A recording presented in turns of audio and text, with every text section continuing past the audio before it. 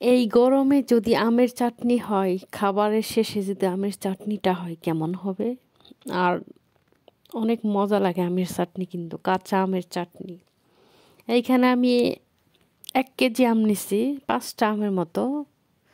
চায়নাতে সারা বছরই আম পাওয়া যায়, কিন্তু আমি একটু কাঁচা আম অনলাইনে অর্ডার করছি।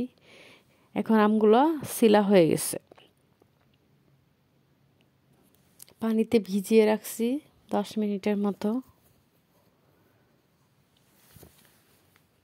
এখন আমগুলোকে আমি কেটে নিব, লম্বা লম্বা করে কেটে নিব, কারণ আমগুলো সিদ্ধ করব তো। কাটাও হয়ে গেছে। এখন আমি এরকম লম্বা লম্বা করে ফালি করে নিয়েছি সবগুলো আম। আমি আঁটিগুলো এত পাতলা। এখন একটা প্যানে পানি দিব পরিমাণ মতো।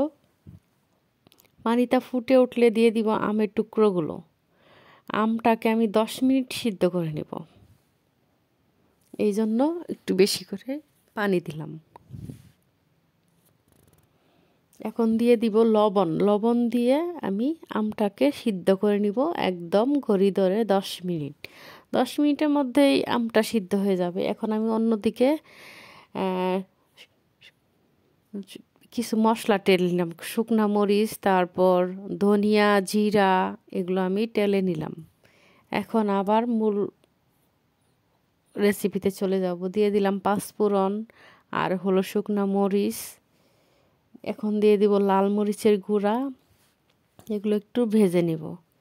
আমটি ঢেলে দিয়ে দিলাম। এখন আমটিকে তেলে একটু ভেজে নিব।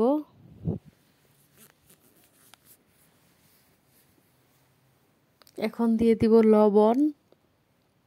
লবণ দিয়ে আবারও আমগুলোকে তেলের সাথে মিশিয়ে নিব।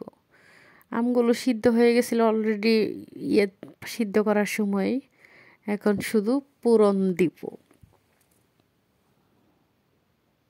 এখন 1 কাপ চিনি দিব এখানে আমি।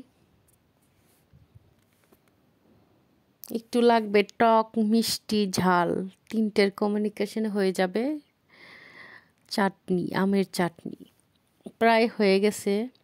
আমি যে মশলাটা ভেজে নিয়েছিলাম, ধনিয়া, মরিচ আর হলো জিরা, সেটা আমি ব্লেন্ড করে নিয়েছি।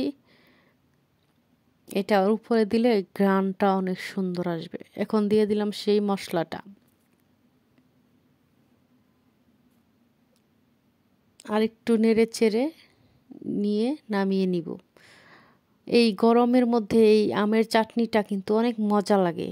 আমার কাছে তো অনেক মজা লাগে। আপনাদের কাছে কেমন লাগে কমেন্ট করে জানাবেন। আর এখন তো হয়ে গেল আমের চাটনি। একটা বাটিতে তুলে নিব। দেখেই কিন্তু লোভ লাগতেছে। রেডি হয়ে গেল আমার কাঁচা আমের চাটনি। অসাধারণ একটা মজার একটা খাবার। আমের চাটনি সবাই খান, বাসায় ট্রাই করে দেখবেন, মজা লাগবে। আল্লাহ হাফেজ।